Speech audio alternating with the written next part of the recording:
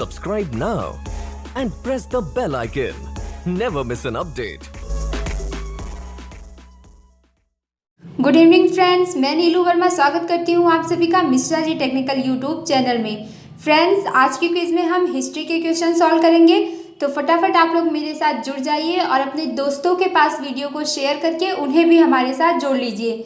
Friends, video start करने से पहले वीडियो को लाइक कर लीजिए और अगर आप हमारे चैनल पर नए हैं तो चैनल को सब्सक्राइब कर लें, पास ही बन रहे बेल आइकन को भी प्रेस कर लें, जिससे हमारे चैनल पर अपलोड होने वाली सारी वीडियोस की नोटिफिकेशन आपको मिल जाए। इसके साथ ही फ्रेंड्स, आप टेलीग्राम ग्रुप को ज्वाइन करके वहां से इस चैनल पर अपलोड होने वाली इम्पोर्टेंट वीडियोस की PDF फाइल डाउनलोड कर सकते हैं। तो चलिए फ्रेंड्स, स्टार्ट करते हैं हम। हमारा पहला क्वेश्चन है, हड़प्पा सभ्यता की खोज किसने की थी? हड़प्पा सभ्यता की खोज किसने की थी? तो फटाफट आप लोग कमेंट करिए अपने अपने आंसर। राइट आंसर क्या हो जाएगा इसमें राइट आंसर हो जाएगा ऑप्शन डी, यानी कि हड़प्पा सभ्यता की खोज की थी दयाराम साहनी ने। अब इसमें जो 3 ऑप्शन दिए हैं इन्हें भी आप लोग जान लीजिए। तो जो राखाल दास बनर्जी हैं, इन्होंने की थी मोहनजोदड़ो की खोज, रंगनाथ राव ने की थी लोथल की खोज और यज्ञदत्त शर्मा ने की थी रोपड़ और आलमगीरपुर की खोज। चलिए फ्रेंड्स, आगे देखते हैं अगला क्वेश्चन। नेक्स्ट क्वेश्चन है, विधवा पुनर्विवाह कानून कब बना? विधवा पुनर्विवाह कानून कब बना? तो फटाफट कमेंट करिए। 4 ऑप्शन है आपके सामने, इसमें राइट आंसर क्या होगा? तो इसमें राइट आंसर हो जाएगा 1856 ईस्वी, यानी कि ऑप्शन सी आपका सही होगा। 1856 ईस्वी में विधवा पुनर्विवाह कानून बना। पहले क्या होता था, जिन लड़कियों के पति मर जाते थे, जो विधवा हो जाती थी, उनकी दोबारा शादी नहीं होती थी, लेकिन 1856 में एक कानून बनाया गया जिसके तहत विधवाओं का पुनर्विवाह किया जाता था। तो चलिए आगे देखते हैं नेक्स्ट क्वेश्चन। रामायण और महाभारत की रचना किस अवधि में हुई? क्वेश्चन है, रामायण और महाभारत की रचना किस अवधि में हुई? तो फटाफट आप लोग कमेंट करिए। राइट आंसर क्या हो जाएगा इसमें? तो इसमें राइट आंसर हो जाएगा ऑप्शन ए, यानी कि रामायण और महाभारत की रचना हुई थी आर्य अवधि में। अब यहाँ पर आप लोग एक चीज़ और जान लीजिए कि जो रामायण ग्रंथ है इसे ही कहा जाता है आदि काव्य, यानी रामायण को ही आदि काव्य की भी संज्ञा दी गई है। चलिए आगे देखते हैं अगला क्वेश्चन। गुप्त वंश का संस्थापक कौन था? गुप्त वंश का संस्थापक कौन था? फटाफट कमेंट करिए, कौन था गुप्त वंश का संस्थापक? श्रीगुप्त, चंद्रगुप्त, समुद्रगुप्त या फिर भानुगुप्त? तो इसमें राइट आंसर क्या हो जाएगा? इसमें राइट आंसर हो जाएगा श्रीगुप्त, यानी कि ऑप्शन ए आपका सही होगा। ठीक है, गुप्त वंश का संस्थापक कौन था? श्रीगुप्त। नेक्स्ट क्वेश्चन है, पानीपत की दूसरी लड़ाई किसके बीच हुई? पानीपत की दूसरी लड़ाई किनके बीच हुई? तो फटाफट आप लोग कमेंट करिए। राइट आंसर क्या हो जाएगा इसमें? तो इसमें राइट आंसर हो जाएगा आपका। अब ये भी आप लोग जानिए कि पानीपत के कुल 3 युद्ध हुए थे, तो तीसरा युद्ध कब हुआ था? तो तीसरा युद्ध हुआ था 1761 में। और ये किसके बीच हुआ था? तो ये हुआ था मराठा एवं अहमद शाह अब्दाली, मराठा एवं अहमद शाह अब्दाली के बीच। राणा सांगा और बाबर, तो इनके बीच भी युद्ध हुआ था। तो इनके बीच कौन सा युद्ध हुआ था? इनके बीच हुआ था खानवा का युद्ध 1527 में। ठीक है, चलिए अगला क्वेश्चन देखते हैं। निम्न में से किस शासक को प्रिंस ऑफ बिल्डर्स के नाम से पुकारा जाता है? निम्न में से किस शासक को प्रिंस ऑफ बिल्डर्स के नाम से पुकारा जाता है? फटाफट कमेंट करिए, क्या होगा इसमें राइट आंसर? तो इसमें राइट आंसर हो जाएगा आपका शाहजहां, यानी कि ऑप्शन सी सही है। शाहजहां एक ऐसा शासक था जिसे हम प्रिंस ऑफ बिल्डर्स कहते हैं। कभी कभी ये भी क्वेश्चन आप लोग को देखने को मिलता है कि दिल्ली का लाल किला किसने बनवाया था? तो दिल्ली का लाल किला किसने बनवाया था? ये भी शाहजहां ने ही बनवाया था। ठीक है, शाहजहां ने ही दिल्ली का लाल किला बनवाया था और शाहजहां को ही प्रिंस ऑफ बिल्डर्स के नाम से जाना जाता है। शाहजहां मुगल वंश का शासक था। ठीक है, किस वंश का? मुगल वंश का। चलिए अगला क्वेश्चन देखते हैं। सम्राट अकबर ने निम्नलिखित में से किस महल का निर्माण फतेहपुर सीकरी में करवाया था? सम्राट अकबर ने निम्नलिखित में से किस महल का निर्माण फतेहपुर सीकरी में करवाया था? तो फटाफट आप लोग कमेंट करिए अपने आंसर। राइट आंसर क्या होगा इसमें? 4 ऑप्शन दिए गए हैं, फटाफट कमेंट करिए। तो इसमें राइट आंसर हो जाएगा पंचमहल, यानी कि ऑप्शन सी आपका सही है। पंचमहल का निर्माण अकबर ने फतेहपुर सीकरी में करवाया था। अगला क्वेश्चन है, कुतुब मीनार के पास स्थित लौह स्तंभ किस राजा ने बनवाया था? तो फटाफट आप लोग कमेंट करिए, राइट आंसर क्या हो जाएगा इसमें? तो इसमें राइट आंसर हो जाएगा चंद्रगुप्त द्वितीय। किसने बनवाया था? चंद्रगुप्त द्वितीय ने बनवाया था। ठीक है, इसमें आपका ऑप्शन ए सही होगा। अब चंद्रगुप्त द्वितीय को ही हम चंद्रगुप्त विक्रमादित्य के नाम से भी जानते हैं, ये भी आप लोग याद रखिएगा। चंद्रगुप्त द्वितीय को ही चंद्रगुप्त विक्रमादित्य या फिर विक्रमादित्य के नाम से जाना जाता है। चलिए आगे देखते हैं नेक्स्ट क्वेश्चन है, भारत की प्रथम महिला शासक कौन बनी?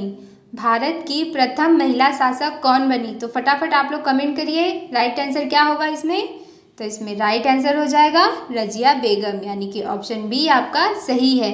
रजिया बेगम को ही रजिया सुल्ताना के नाम से भी जाना जाता है, तो कंफ्यूज मत होइएगा आप लोग, रजिया बेगम ही रजिया सुल्ताना है। अब रजिया बेगम का शासन कब से कब तक था ये भी जान लीजिए आप लोग।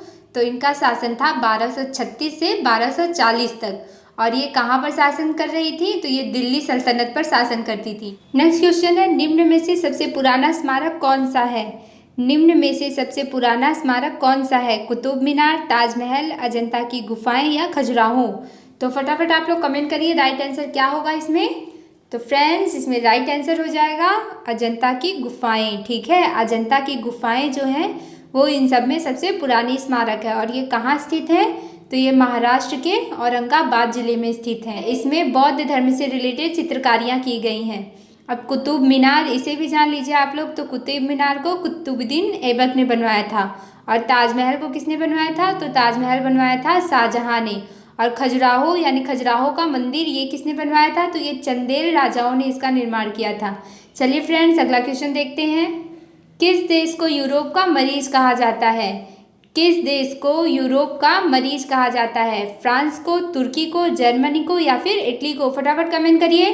तो इसमें राइट आंसर हो जाएगा ऑप्शन बी, यानी कि तुर्की को कहा जाता है यूरोप का मरीज। चलिए अगला क्वेश्चन देखते हैं, भारत में अंग्रेजी शिक्षा का सूत्रपात किसने किया? भारत में अंग्रेजी शिक्षा का सूत्रपात किसने किया? फटाफट कमेंट करिए। इसमें राइट आंसर क्या होगा? इसमें राइट आंसर हो जाएगा लॉर्ड मैकाले, यानी कि आपका ऑप्शन ए सही होगा। लॉर्ड मैकाले ने भारत में अंग्रेजी शिक्षा का सूत्रपात किया। अब लॉर्ड कर्जन, डलहौजी, कॉर्नवालिस, इनके बारे में भी आप लोग जान लीजिए। तो जो लॉर्ड कर्जन है इनके ही समय में बंगाल का विभाजन हुआ था 1905 में। ठीक है, कभी कभी ये भी क्वेश्चन पूछता है कि बंगाल का विभाजन कब हुआ था या फिर किसके शासनकाल में हुआ था? तो लॉर्ड कर्जन के शासनकाल में 1905 में हुआ था। अब डलहौजी यानी कि लॉर्ड डलहौजी, तो इनके शासनकाल में प्रथम रेलवे लाइन की स्थापना की गई थी 1853 में। ठीक है, लॉर्ड डलहौजी के शासनकाल में ही प्रथम रेलवे लाइन की स्थापना हुई थी 1853 ईस्वी में।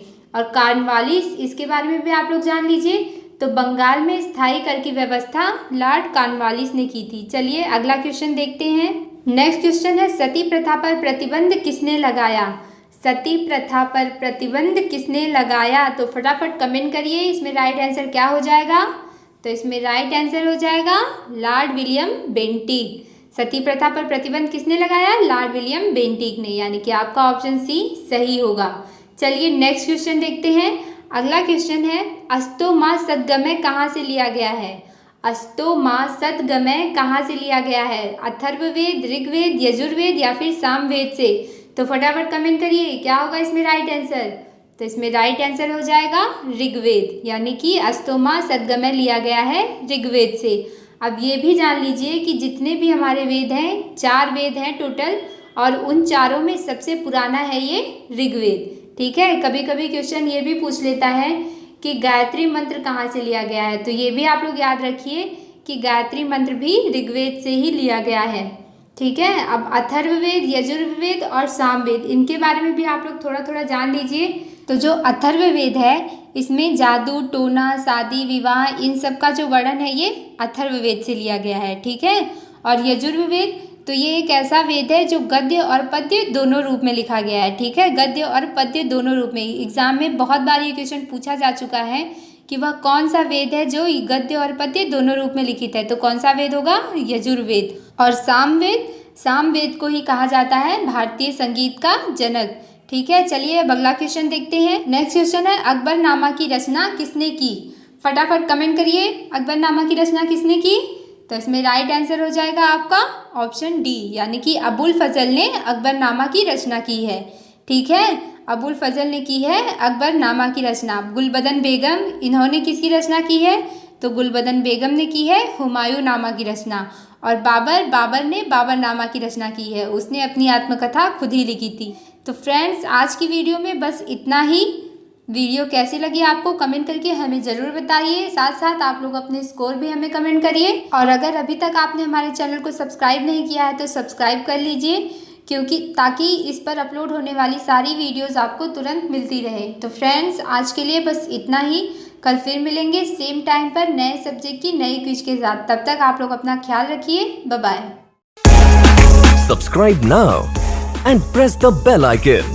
Never miss an update.